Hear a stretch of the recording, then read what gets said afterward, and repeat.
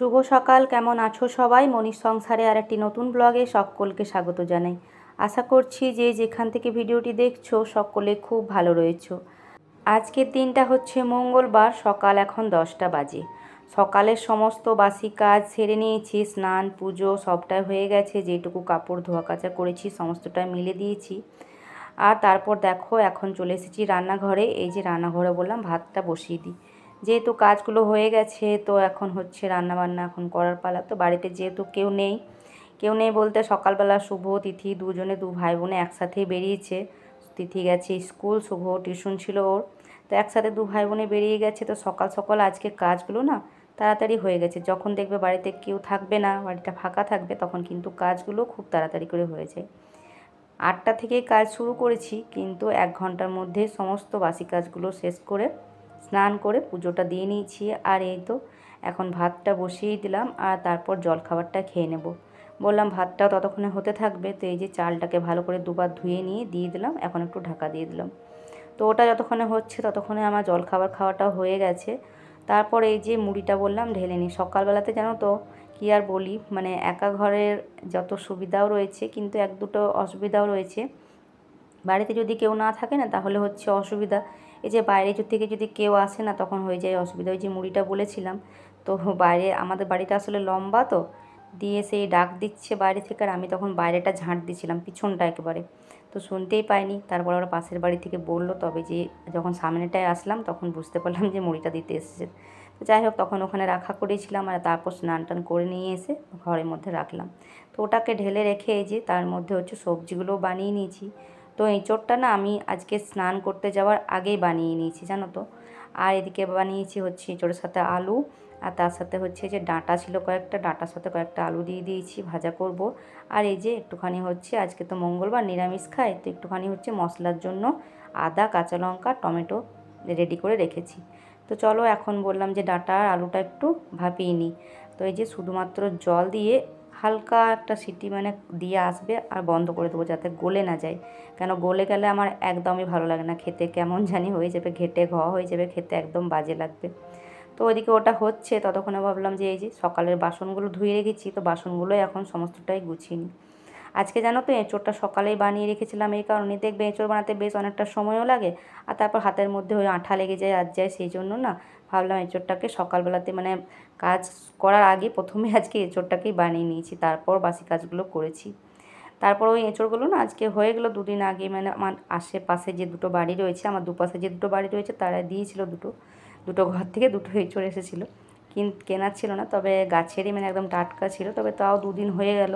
তো সেই জন্য বললাম কি দুটোই করে দিই, তো দুবেলা হয়ে যাবে বেশ অনেকটাই। আর এখন জানো তো ওইদিকে গ্যাস ট্যাস বন্ধ করে এখন যাচ্ছি হচ্ছে মেয়েকে আনতে। স্কুল থেকে মেয়েকে এখন আনতে যাচ্ছি, ওর টাইম হয়ে গেছে। তো এই যে বেরিয়ে পড়েছি ছাতা মাথায় নিয়ে, প্রচণ্ড রোদ, এখন তো রোদ আরও বাড়বে। তো কী আর বলা যাবে, মানে এখন এই গরমের দিনে না এটা একটা বিশাল বড় কাজ। যারা হচ্ছে ঘরের বাইরে যাদেরকে বেরোতে হয় না তাদের জন্য কিন্তু গরমকালটা বেশ ভালো। অনেকের মুখে শুনি যে গরমকাল নাকি ভালো লাগে তাদের। এই যে দেখো চলে এসেছি, এই যে একটা দুটো ছেলে আর কি বেরোচ্ছে, টাইম হয়ে গেছে ছুটির। তো এই যে তারপর আমার মেয়েকেও নিয়ে নিয়েছি। আসলে ওদের যারা ছোট বাচ্চা তাদের একটু আগে ছুটি হয়, নার্সারি ওদের একটু আগে ছুটি হয়, মানে আর ওদের হচ্ছে 8 ঘন্টা পরে ছুটি হয়। তো যাই হোক ছুটি হয়ে গেছে, এখন মেয়েকে নিয়ে এসে বাড়িতে এসেই হচ্ছে একটু যে ভাবলাম বসবো, কিন্তু কি বলতো কাজ ফেলে রেখে না বসতে একদমই ভালো লাগে না। তো সেই কারণে বললাম না থাক, এখন আর বসে কাজ নেই। যদিও রোদে গরমে আসলাম, কিন্তু তারপর বললাম না রান্নাটা করেই নিই। তো এই যে শুঁটিগুলো ভাপিয়ে রেখেছিলাম আগেই, তো এখন শুঁটিগুলোকে ভেজে নিচ্ছি। একটু নুন হলুদ একটু সর্ষে গুঁড়ো আর শুকনো লঙ্কা দিয়ে এটাকে একটু ভালোভাবে ভেজে নিচ্ছি। আর হ্যাঁ, তোমাদেরকে বলতে বলতে অনেকেই বলে না যে গরমকাল ভালো লাগে, তো যারা হচ্ছে ওই ঘরের মধ্যেই থাকে, এসির মধ্যে থাকে, যাদেরকে হয়তো ঘরের বাইরে বেরোতে হয় না, তাদের জন্য গরমকালটা কিন্তু বেশ ভালো। তবে আমি বরাবরের মতোই বলবো, আমার কিন্তু শীতটাই বেশ ভালো লাগে। এই যে ধরো এখন মেয়েকে আনতে গেলাম, তো এখন শীতকাল হলে এতটাও খারাপ লাগতো না, কিন্তু এখন রোদের সময় না ভীষণ অসুবিধা হয়। তো যাই হোক এদিকে শুঁটি আলু তো বানিয়েছিলাম, তোমরা দেখেছিলে, কিন্তু কি বলো তো শুঁটি আলুটা ভেবেছিলাম আজকে নিম পাতা দিয়ে দুটোই ভাজবো।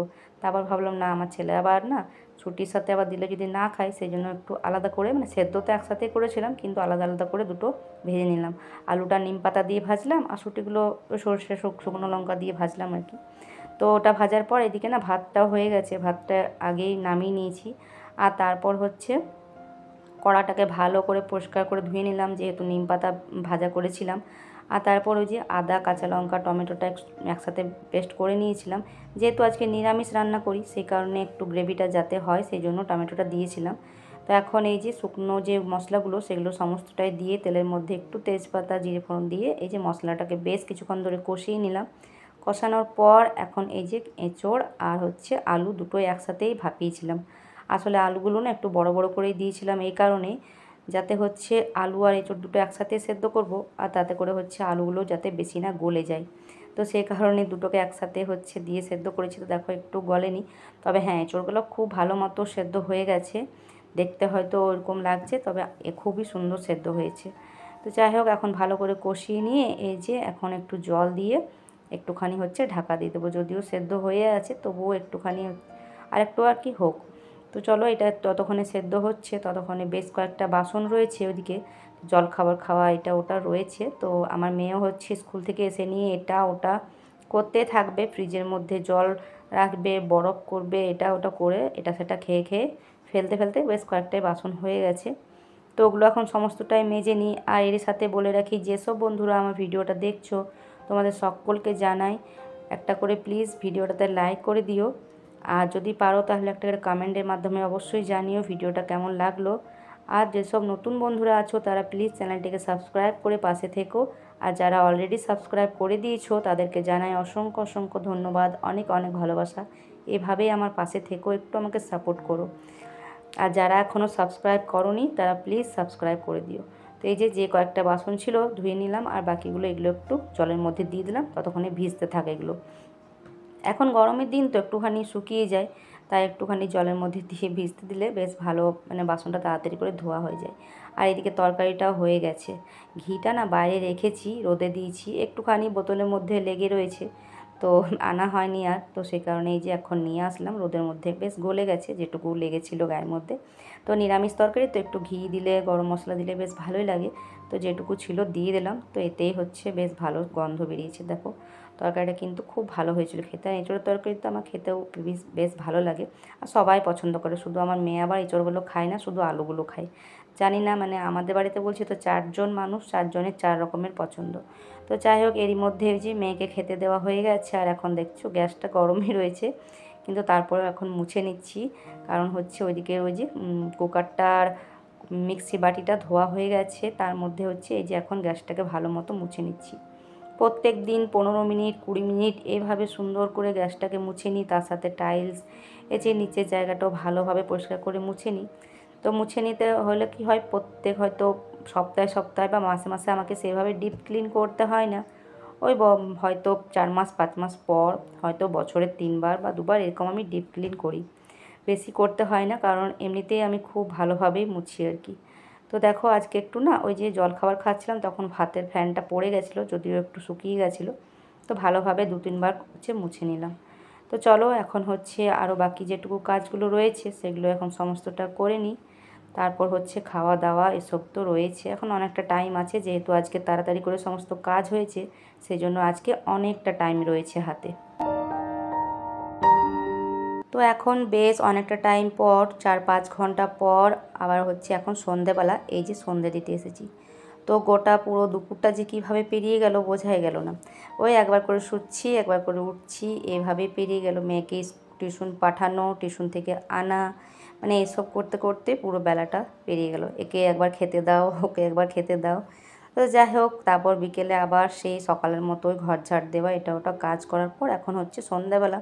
এই যে সন্ধ্যা দেওয়ার জন্য আসলাম। আর এদিকে দেখো ধূপকাঠিটা না, এবারে ধূপকাঠির যে প্যাকেটটা নিয়ে এসেছে, তো ওটার মধ্যে না এইটা একটা কীরকম জানি না এটাকে কী বলে, ধূপকাঠি বলে না কী বলে। তো যাই হোক এটাকে জেলে নিলাম, আর এই যে এখন আরতিটা করে নিচ্ছি।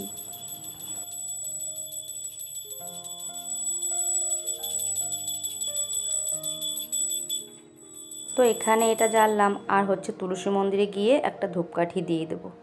তো চলো এই যে প্রদীপ দ্বীপ সব জেলে নিয়েছি, ধূপ, আর এখন শঙ্খটা বাজিয়ে নেব নিচে থেকে এসে।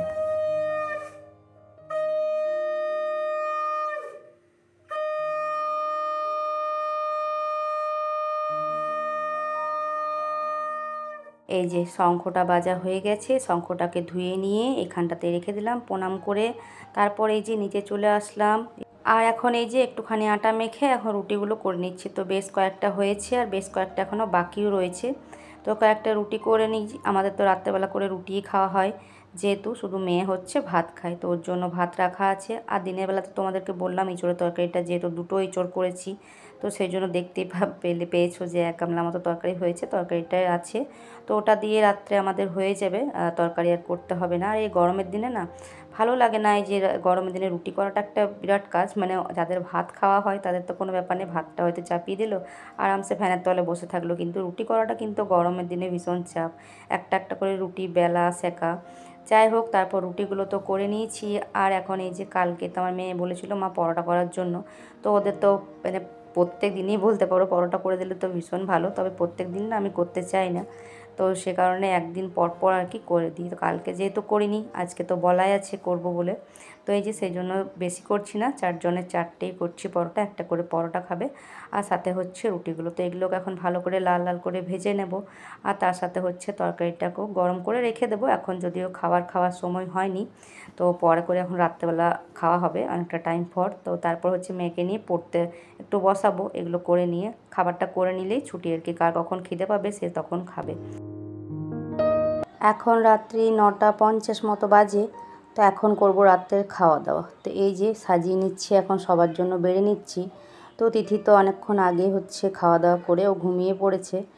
আর এই যে ছেলেকে দিয়ে বলেছিলাম সন্ধ্যাবেলা যখন টিউশন গেছিলো, তো বোঁদে আনতে বলেছিলাম, তো এই যে বোঁদে নিয়ে এসেছে। তো প্রায় দিনই মাঝে সাঝে কোনো সময় বোঁদেটা আনা করে, রুটির সাথে খেতে বেশ ভালো লাগে। আর এই যে এখন হচ্ছে নিয়ে আসলো চপ, তো ভেজিটেবল চপ নিয়ে এসছে দুটো সয়াবিনের চপ। তো মেয়ে যেহেতু সয়াবিন চপ খেতে ভালোবাসে, তাই ওর জন্য একটা রেখে দিলাম।